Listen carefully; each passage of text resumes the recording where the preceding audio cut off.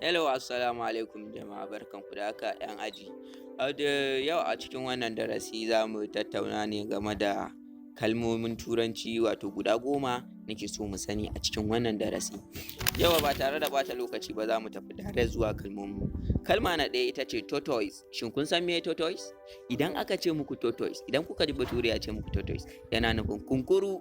Wannan kunkurun nan da ake samun shi a ruwa, kun gane? Sannan na biyu shine grinding. Idan aka ce muku grinding ana nufin niƙa kenan.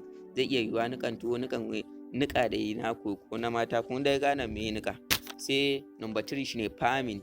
FAMINE, wato idan a daji ana tsananin yunwa ba abinci, shine wannan ake kira farming. Sannan na 4 shine patient. Wato patient, kar kun ji an ce patient ku ɗauka mara lafiya ake nufi. Patient wato shine haƙuri shine patient. Sannan na 5 shine borrow wato shine aro kenan, ka aro wani abu daga gurin wani shine borrow. Sannan na 6 shine stone. Kun san me stone? Dutse. Stone shine dutse. Sannan na 7 shine land.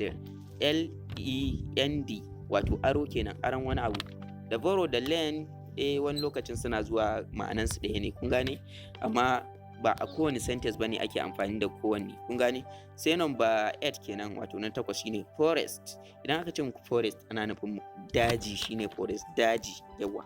Sannan na 9 shine money. Da kun ji an ce money ana nufin kuɗaɗe kenan, kuɗi.